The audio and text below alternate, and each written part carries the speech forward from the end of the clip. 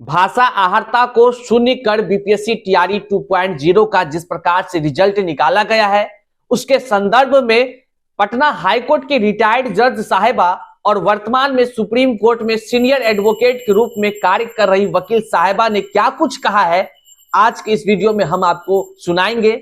उन तमाम पहलुओं से रूबरू कराएंगे जिसको लेकर के आप जो है कभी कभी हैरान हो जाते हैं, कभी कभी परेशान हो जाते हैं। तो साथियों, वीडियो को अंत तक आज जरूर देखिएगा, क्योंकि यही वो वीडियो है जिसमें आपको भाषा आहर्ता को लेकर जो संशय आपके मन में है वो सारा क्लियर हो जाएगा। और साथ ही साथ आप जिस प्रकार से बोलते हैं खेल के बीच में नियम नहीं बदले जाते हैं, और जिस प्रकार से खेल के बीच में नियम बदला गया है, उन तमाम पहलुओं को भी आज आप समझ सकेंगे, ताकि आप एक उचित कदम उठा सके। जितने भी शिक्षक अभ्यर्थियों के साथ अन्याय हुआ है, ऐसा प्रतीत होता है, तो वह शिक्षक अभ्यर्थी उचित फैसला ले सके और अपने संघर्ष के पथ पर चल सके। तो साथियों, उससे पहले नमस्कार, मैं हूं हरे कृष्ण प्रकाश और आप देख रहे हैं साहित्य आजकल। साहित्य आजकल मतलब कि सच्चाई से आप हमेशा रूबरू होते रहेंगे और वो तमाम पहलुओं को आप जानते रहेंगे जो आपके लिए, समाज के लिए, बिहार के लिए और हमारे देश के लिए है अनिवार्य।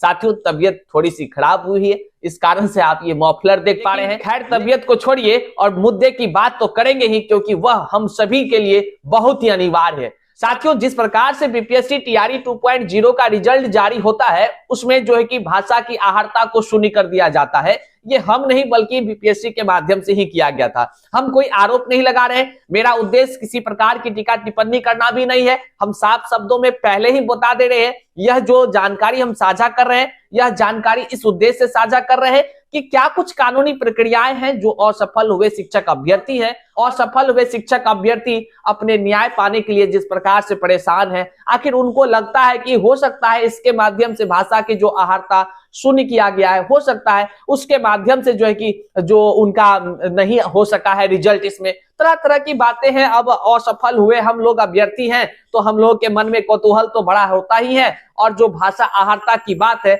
हमारे हिंदी की बात है, हम तमाम जितने भी शिक्षक अभ्यर्थी हैं दिन रात एक किए थे, आप भी किए होंगे। एक याद कीजिए उस पल को जब आपको यह पता चला था विज्ञापन के माध्यम से कि बीपीएससी टीआरई 2.0 में भाषा जो है ना वो पास करना अनिवार्य है। उसको लेकर आपने दिन रात एक किया होगा, उसको लेकर हर वो दिन आपने मेहनत किया होगा जिस दिन की आपको लगता होगा थोड़ा सा आराम कर लेते हैं, लेकिन आपने आराम नहीं किया होगा, बल्कि अपने आराम को हराम करते हुए उस टीआरई का एग्जाम की तैयारी करते हुए दिन रात एक किया होगा। और भाषा वो 30 अंक वाले, जो भाषा में मतलब इंग्लिश और हिंदी दोनों था, जो 30 अंक का था, उसके लिए आपने बखूबी बहुत ही प्रयत्न किया होगा। वो उतना समय तो लगाया ही आपने एग्जाम से पहले, और एग्जाम में भी जब आप गए तब भी आपको यही पता था, हमको यही पता था कि भाषा बिल्कुल अनिवार्य है और इसको पास नहीं करेंगे तो भैया हमारा जिंदगी बर्बाद हो जाएगा।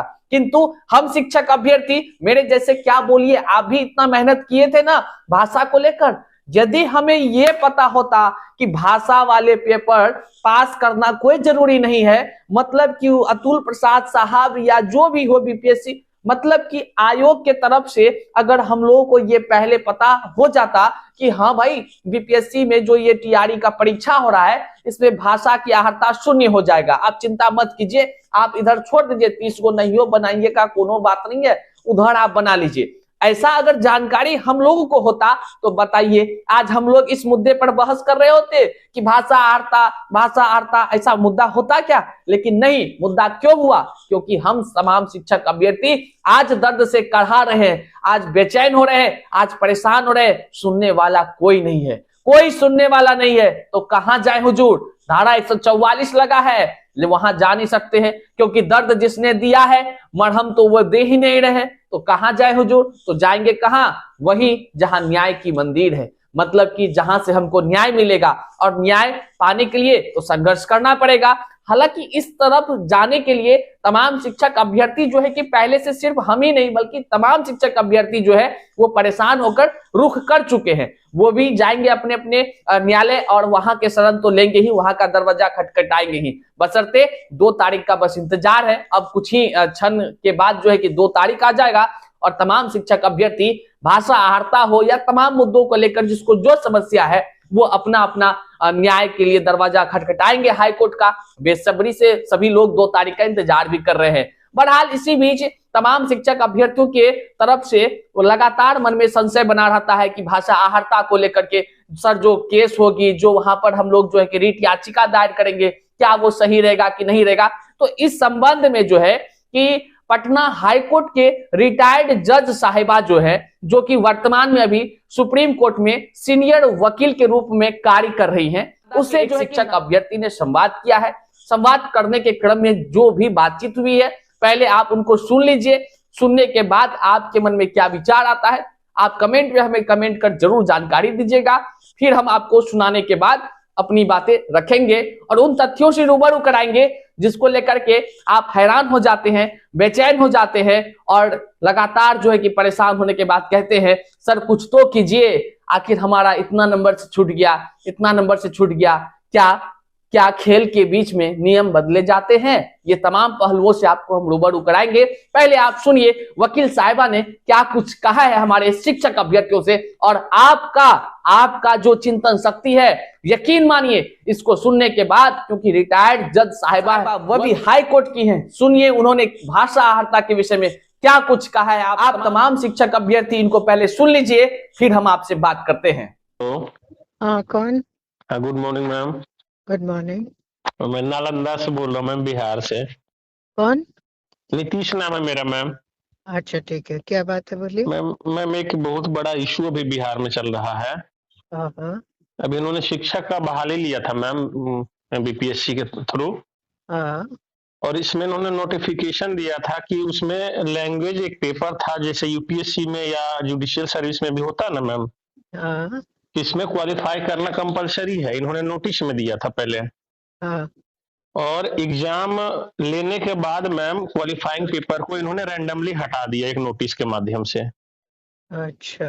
तो इस पे बहुत सारे लाखों अभ्यर्थी मैम, जैसे मेरा 1 मार्क्स से रह गया मैम, तो मैं उसी नोटिस को दोषी मानता हूं, क्योंकि उसके कारण कटऑफ चला गया मैम। हाँ। तो इसमें बहुत सारे स्टूडेंट मैम लीगल रेमेडी चाहते हैं कि हाई कोर्ट से या सुप्रीम कोर्ट से। हमको तो लगता है पहले आपको हाई कोर्ट ही करना होगा ना। जी मैम, इसमें हाँ, बोलिए। पॉसिबिलिटी है मैम? हाँ कर सकते हैं, क्या कि लॉ ये है कि नोटिफिकेशन के बाद, मतलब एक बार नोटिस निकल गया तो उसके बाद फिर आप नहीं चेंज कर सकते हैं रूल्स ऑफ सर्विस वगैरह, ठीक है ना।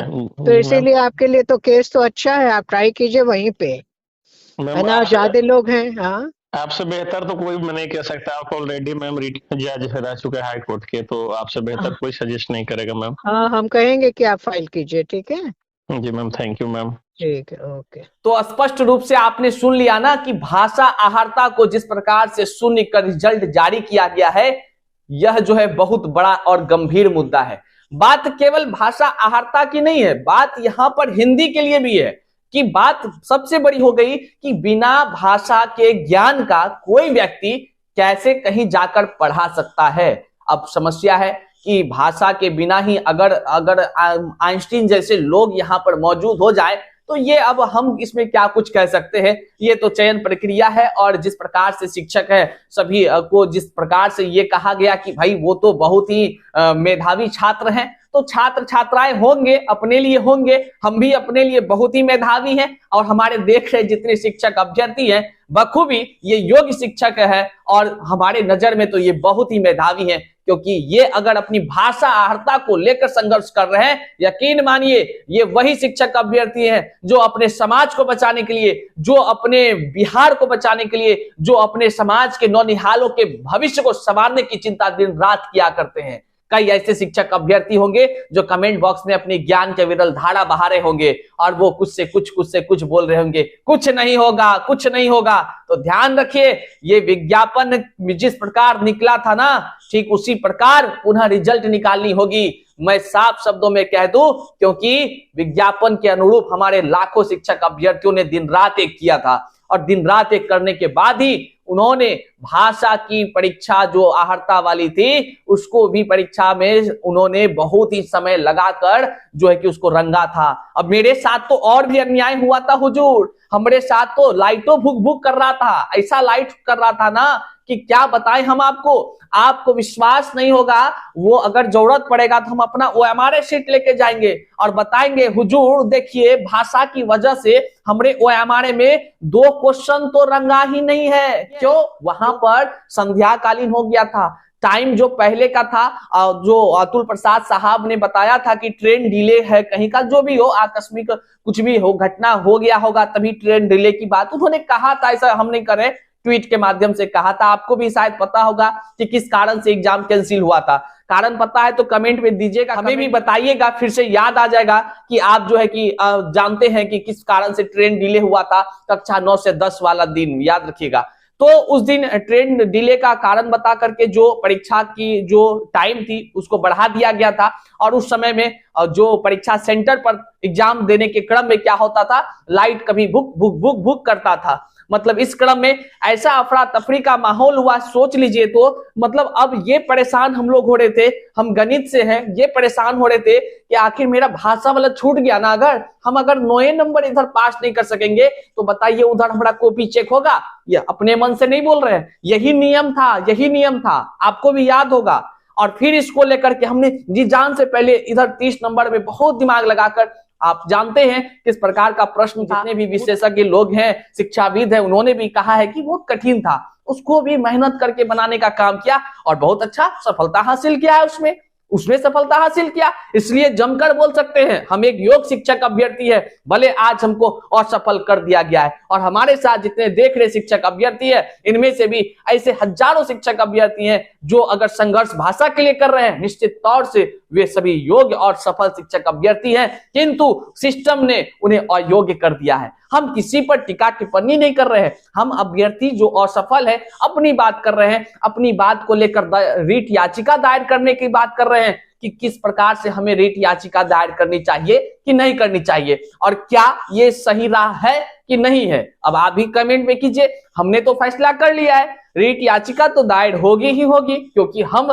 भाषा को बचाने के लिए, अपने नौनिहालों को सटीक भाषा की ज्ञान दिलाने के लिए, और जो बिना भाषा का, अब आप ही सोचिए, बिना भाषा के जानकारी के अगर गुरुजी लोग वहां पर अपनी ज्ञान के विरल धारा बहाएंगे तो पता कीजिए पहले, और सोचिए अपने आप में कि वो कौन सी भाषा में ज्ञान दे रहे होंगे या देंगे। ये तो देखने का विषय है, जानने का है, लेकिन जानने के लिए तो पैमाना था ना, कि एक पैमाना था कि आप 9 अंक कम से कम लाइए और तो आप सिद्ध हो जाइए। तो वो 9 अंक अगर कोई नहीं लाए और वहां पर शून्य कर दिया गया तो सब ना पास हो गए, वहां तो रोका ही नहीं गया उनको। तो इस तरह की बातें हैं। और खुद जज साहिबा जो रिटायर्ड थी, उन्होंने जो कुछ कहा आपको, और वो तो आपने सुना ही, अब मुझे क्या बोलना बार बार, लेकिन फिर से एक जानकारी दे दें। पटना हाई कोर्ट में रीट याचिका भाषा अहर्ता को लेकर हम खुद जो है कि करने जा रहे हैं, और वो 2 तारीख को होनी ही है। ड्राफ्टिंग की प्रक्रिया पूर्ण हो चुकी है, लोग पेटिशनर बन रहे हैं, लगातार बन रहे हैं, और तमाम जानकारी यदि आप भी उससे जुड़ना चाहते हैं, डिस्क्रिप्शन बॉक्स में लिंक दिया गया है, आप वहां से सीधे हमारे व्हाट्सएप में जुड़ सकते हैं, और जो भी आपको जानकारी चाहिए सीधे वकील की डिटेल्स की जानकारी आपको मिल जाएगा और आप भी जुड़ सकते हैं। ये तमाम जानकारी जो केस की आने वाले समय में होगी, उस तमाम जानकारी को अपडेट हम करते रहेंगे। अब आपको चिंता करना है, आपको यदि भाषा की अहर्ता को शामिल करके पुनः रिजल्ट जारी करना है, आपको इस वीडियो को कहां तक पहुंचाना है, ये आप सोचिए, किन किन लोगों तक पहुंचाना है, इसकी चिंता आप कीजिए। क्योंकि अगर आप शेयर भी नहीं कर सकते हैं इस वीडियो को, तो ये आपकी जिम्मेदारी है कि आप भाषा अहर्ता को पुनः शामिल कर रिजल्ट जारी करने के इस मुहिम में कितना आप साथ दे रहे हैं कि नहीं दे रहे हैं। अब एक योग्य अभ्यर्थी, एक सफल शिक्षक अभ्यर्थी और एक असफल शिक्षक अभ्यर्थी, इन दोनों के बीच में बस एक चीज कॉमन है, वह कॉमन है कि सफल हुए शिक्षक अभ्यर्थियों में कई ऐसे शिक्षक अभ्यर्थी होंगे, मैं कह रहा हूं ऐसे होंगे जो भाषा की अहर्ता को पास भी नहीं कर सके होंगे, लेकिन असफल हुए कई ऐसे शिक्षक अभ्यर्थी हमारे साथ हैं जो कि भाषा की अहर्ता में बहुत ही बखूबी उन्होंने पास किया है। तो हिंदी को बचाने, हिंदी हमारी भाषा जिसको लेकर हम लोग दिन रात एक करते हैं, उसके लिए तो ये रीट याचिका दायर होगी ही, और फिर इसके लिए हम लोग न्यायालय का शरण में जाएंगे। निश्चित तौर से वीडियो आप तमाम साथियों तक साझा जरूर कीजिएगा। पुनः हाथ जोड़कर रिक्वेस्ट करते हैं कि न्याय पाने के लिए जो भी करना हो आप वो कीजिए, लेकिन अन्याय को केवल सहते रहना यह भी एक गलत है, और उस गलत को यदि आप कर रहे हैं तो आप एक कह लीजिए तो जुर्म के समान काम कर रहे हैं। तमाम जानकारी हमने आपको दिया। मुझे विश्वास है अब आप भाषा आहर्ता को लेकर कहीं से आपके मन में कोई संशय नहीं होगा। आप इस वीडियो को अपने लोगों तक, अपने स्टेटस पर हर जगह लिंक को चढ़ा दिए होंगे। यहां तक वीडियो देखने के लिए पुनः आपका हम बहुत बहुत आभार व्यक्त करते हैं। चलिए मिलते हैं फिर से एक नए वीडियो में नई जानकारी के साथ। तब तक के लिए जय हिंद साथियों।